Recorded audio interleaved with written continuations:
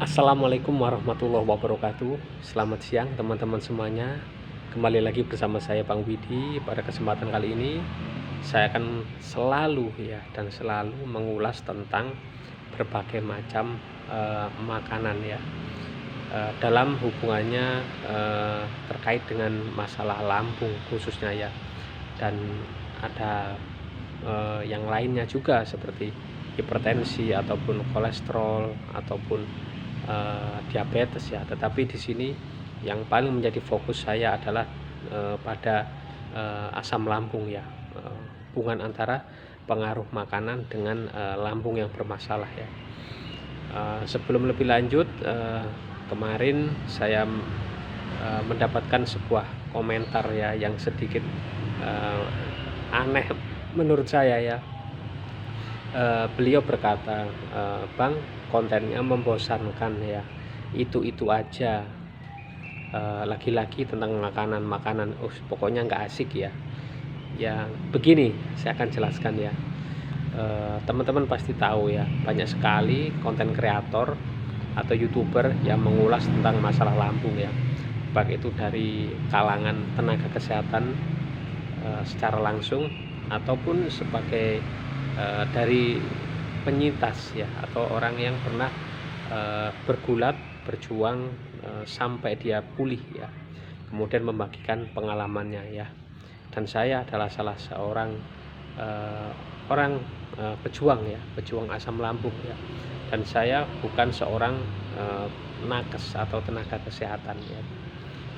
Dan kemudian di setiap konten kreator itu pasti mereka memiliki ciri khas masing-masing ya.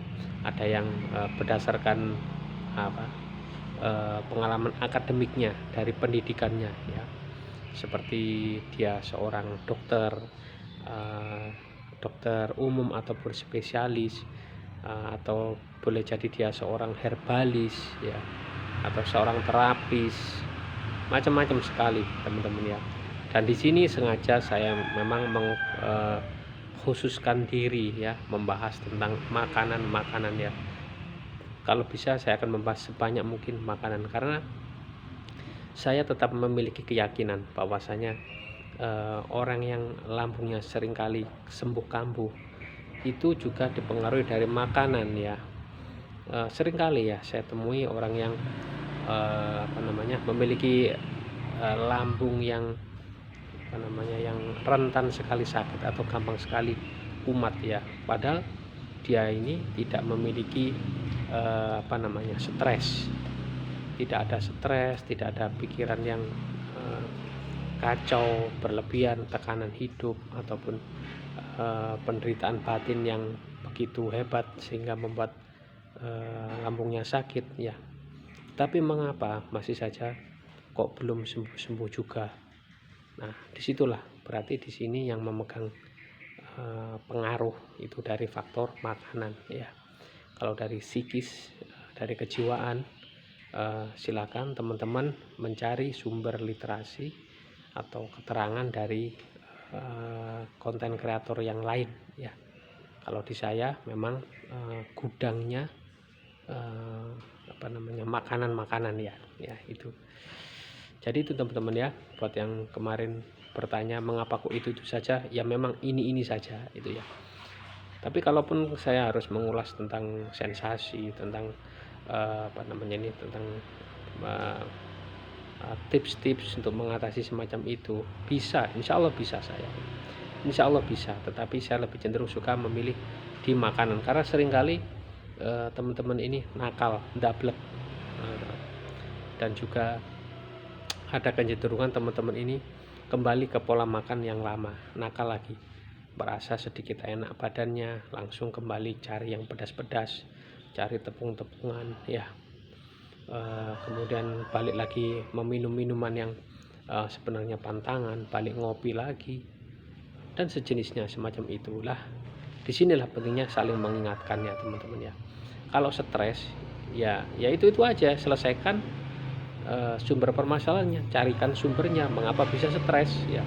Semisal stres karena nggak punya uang gitu ya, ya sudah, cari pekerjaan, cari kesibukan cari pengalaman, ikut sana ikut sini, ataupun stres karena ditinggal orang terdekat, ya sudah, kita belajar ikhlas, kita dekat kepada ulama atau orang yang kita anggap sebagai sosok yang lebih senior, lebih bijak. Kita ambil ilmu, kita ambil kita ambil pelajaran ya, bagaimana kiat-kiat mengatasi masa-masa sulit. Kemudian kalau stres kita karena masalah di dalam rumah, hubungan dengan orang tua, ataupun hubungan dengan saudara, dengan anak atau yang lainnya, tentu di sini kita butuh orang lain sebagai tempat untuk bercerita, tempat untuk berkonsultasi, tempat untuk berbagi keluh kesah semacam itu. Jangan dipendam sendiri, jangan diselesaikan sendiri, yang mana seringkali itu mentok ya, itu sulit ya. Kalau satu masalah itu diselesaikan dengan satu otak, mungkin terasa berat. Kalau diselesaikan dengan otak yang lain, di mana otak yang lain itu juga memiliki pengalaman, juga memiliki ilmu ya, yang mungkin cara pandangnya beda dari cara pandang kita, tentu itu akan membantu kita ya menjalani itu semua. Minimal itu akan meringankan beban pikiran kita. Nah, hanya itu ya. Kalau dari makanan ini yang kompleks sekali ya teman-teman ya, yang rumit ya, kadangkala nggak tahu, semisal nggak tahu kalau makan atau minum susu itu bisa bikin kambuh ya.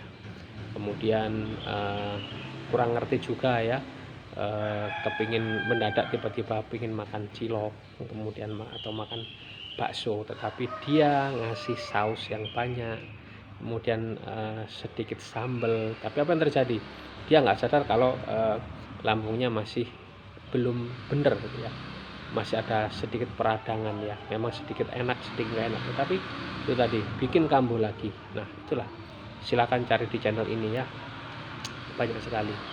Itu aja teman-teman ya, mohon maaf kalau mungkin video ini belum membahas secara detail tentang menu ataupun jenis jajanan, masakan atau minuman ya, tetapi di sini saya meluruskan bahwasanya saya ingin menjadi konten kreator atau YouTuber yang memang